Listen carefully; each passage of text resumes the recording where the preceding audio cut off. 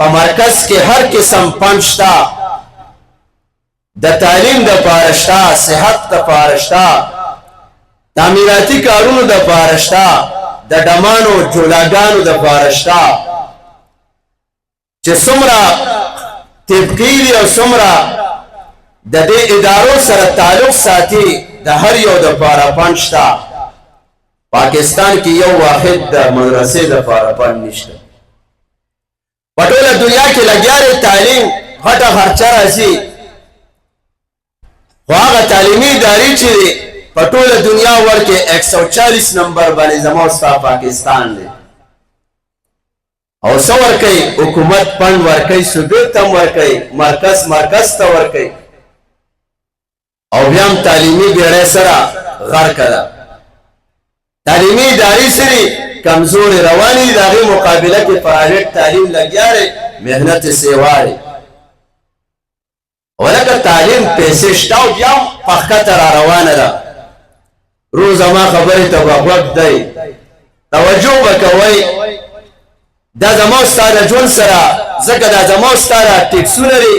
سهار چې ته سترګې په ولاو کې نو سته چې بلب لګې ستا نه ټیکس شروع شو، باتروم ته ځي اوبه استعمالوې ټیکس شروع شو، چې ته صابون را اخلې ټیکس شروع شو، بیا چې منځله ځې ته هغه جومات کې ستا نه ټیکس اخیستل د بجلۍ په شکل کې اخلي. هلکه ټول ټیکسونه دي او زما ستا په ټیکسونو باندې څه کېږي؟ دا ادارې روانې دي، بیا هم پیدا ونه کړه. په ټول ور کې ګوره روح واورئ، په ټول ور په دنیا کې لګیا دی. پاکستان چې دی د قرآن او د مدرسو په لحاظ سره په ټوله دنیا کې د علم او د قرآن په مدارسو کې په محنت کې په ټوله دنیا کې په 1 نمبر دی. ټول الحمدلله. تاسو په خپه جوړ आवाज مرانه دی، आवाज وکړئ.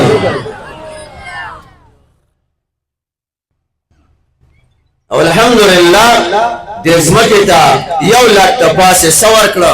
حافظان دی ورکړه. دا څه دی؟ دا اوس د الله رضا ده. موږ په خپله لګیا یو، نن خوړ کې لګیا یو. مسافر طالبان ورسره وي، کلي طالبان شته، نه پیسې شته، نه د مدرس تنخواه اخیستل شته، نه د بجلۍ بیل شته.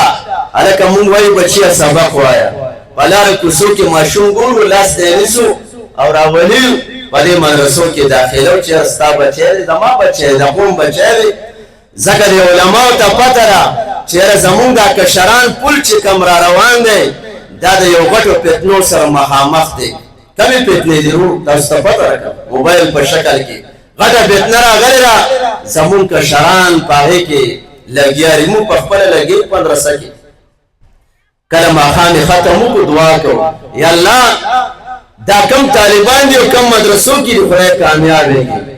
دا بیا دا دعا کوو یا الله په کورونو کې چې کم ماشومان دي، یا الله هغه ماشومان د دغې فتنو نه د موبایل نه راوباسې، یا الله زمونږ په دې نورو مدرسو کې څه کې داخل کړي.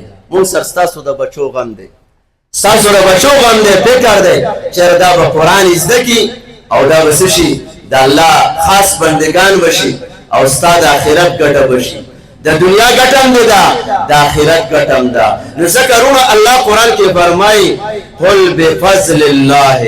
ای زما حبیبه د خلکو ته ووایه، قل چا ته امر دی؟ आवाज راکئ جناب محمد رسول الله، आवाज راکئ صلی الله علیه وسلم مبارک.